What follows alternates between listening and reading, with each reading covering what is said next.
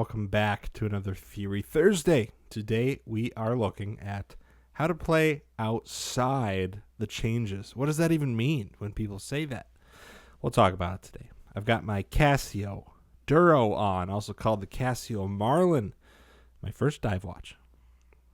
And silver tie on today. As always, if you've been enjoying the tune videos, theory videos, just the music videos, any of it, a like and subscribe is always appreciated. Of course, not necessary. Just keeps the channel going and the community growing. So, I think that's it. Without further ado, playing outside of the changes. What is it? Let's go.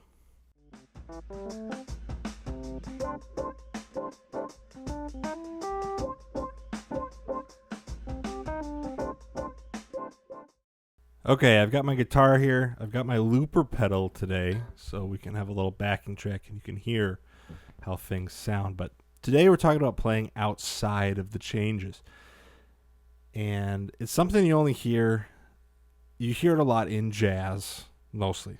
It's honestly, I think, the only time I've heard it is when we're talking about jazz. And it's because improv is so monumental in jazz. I mean, it's a key part of the art form. So, and it has everything to do with how you improv and how you craft a solo. It's about tension and release, and that's really what it boils down to. Now, it's more complicated than that, but really, it's not. Actually, I'm gonna take that back. It's not that. I mean, you can boil it down to that: tension and release. How do you create tension and then release it? Okay, so I think the easiest way to do this is to first listen to it and then explain what's going on. So let's just do something in the key of C. I'll record a little something we can listen to.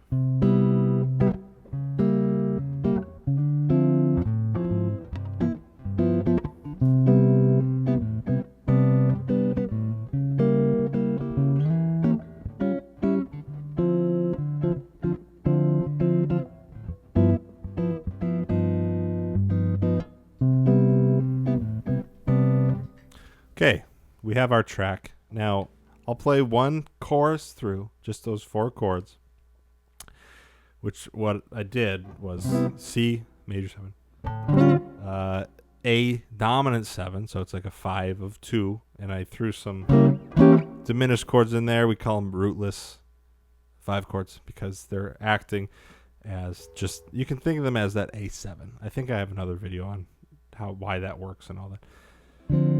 D minor, 2 chord, G7, G13, and then I do a flat 13 at some point.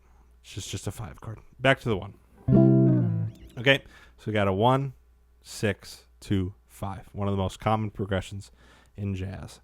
Now, let's hear some soloing inside the changes so you can hear what that sounds like.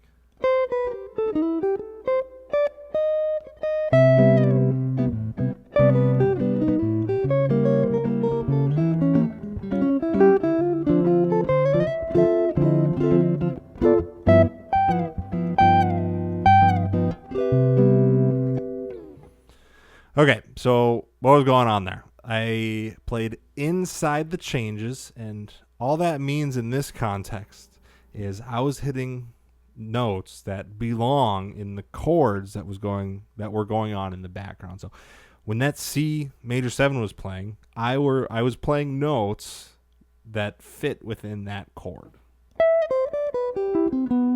Right? All of those are in this are in this chord here.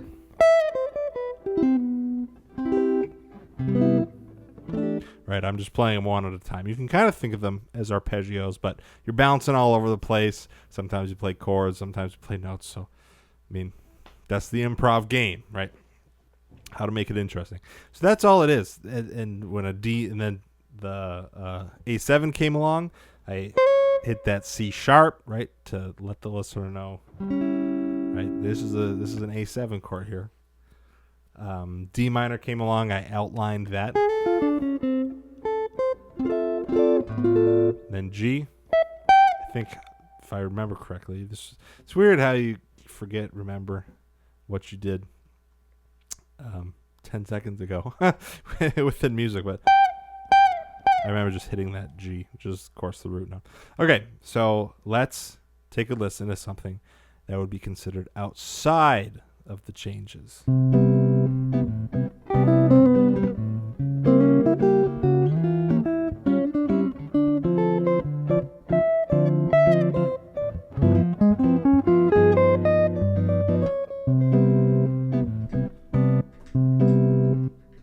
If I can stop my pedal. Okay, so it was all pretty much fine and dandy until the very end. You heard something really weird. So when I played that G7 chord, what I played over top of it was a C sharp major 7 arpeggio.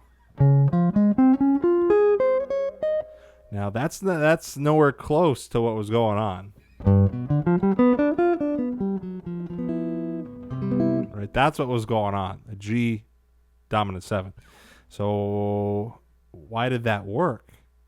I mean, it sounded a little wonky, but then once we hit that C chord, I was able to hit that C note and it sounded okay. Let's listen to it one more time. I'll do the same thing. I'll play that C sharp arpeggio, major 7 arpeggio over the G chord.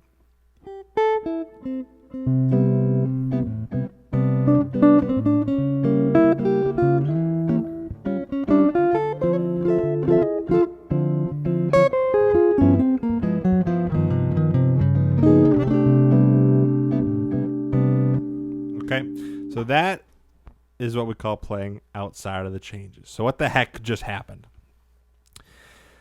And so you heard the crunch, you heard the tension, and that's like I said at the beginning of the video, that's what it boils down to, is creating tension. So when you hear, and the listener is expecting, right, something along those lines, something that fits within G7, and they hear this, and release to C. So that's all it is you're playing outside of the changes. In this sense, changes meaning the chords, and outside meaning you're not playing the notes that fit within those chords, but for a reason. And this is where a lot of people gets just slipped up. You're playing it intentionally to build tension with an idea of how you're going to release it. So the first time I did this,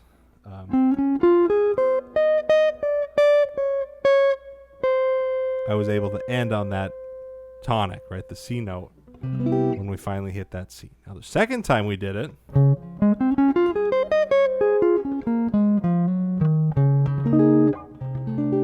I took the chord, C sharp, so this is a 6-9, you can just think of it as a major chord, half step down.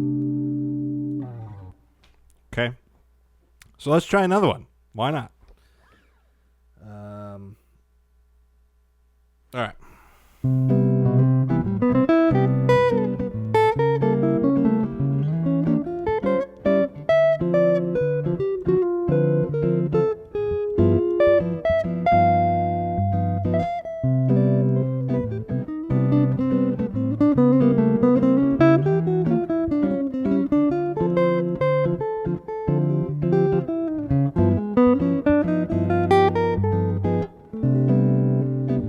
Okay, so what happened there?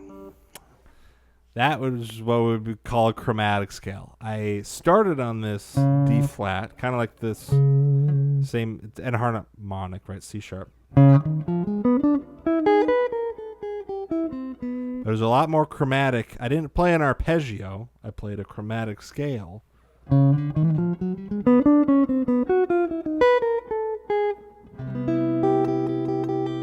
Right? So you're playing notes that don't belong in whatever chord you're hearing in the background. That's what it boils down to. As long as you have a place you're going, a set destination, as long as you know where you're going and how you're going to get there, it doesn't.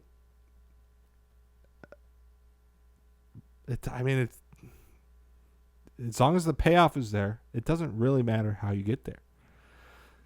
Right? But the payoff has to be there. That's the thing. And right, there's no, this isn't life or death. There's, no real rules here, right? This isn't, it's music. We're talking about music here. So you can play whatever you want, but I will warn you,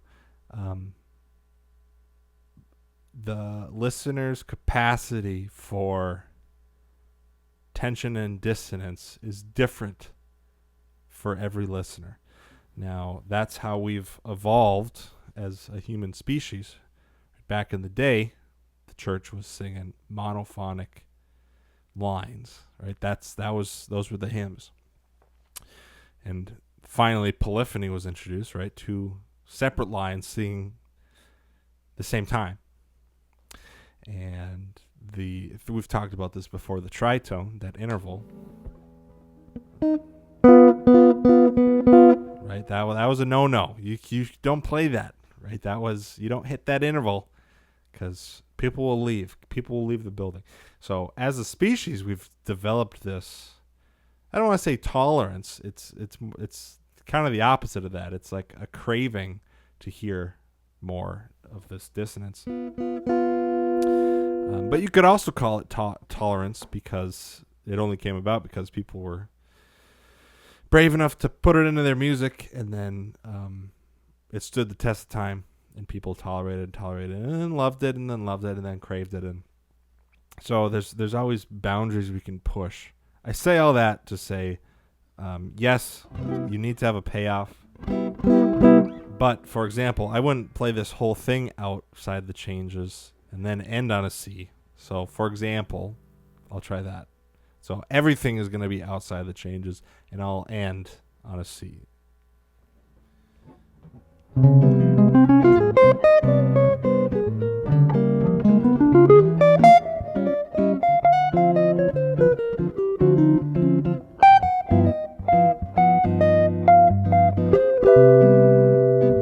Right. So we finally hit a nice chord right at the end there. But so that technically is also playing outside the changes, and that's fine if you want to do that. But just be wary. Not all listeners will be able to listen to that. They'll take that and tolerate it, right? So use it sparingly. Know how to play inside the changes, first of all. So know the rules so you know how to break them. And sprinkle it in. Take it in and out. So up till now, I've just been playing outside on over the G7 chord. So what would it sound like if I was playing it over the A chord? Right? Let's hear that.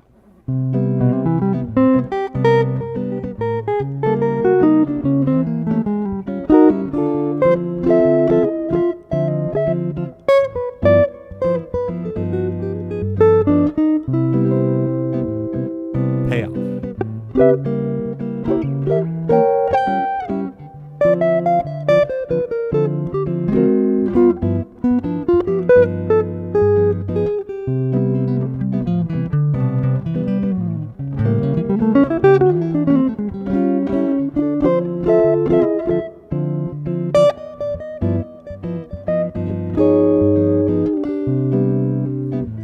Tension and release.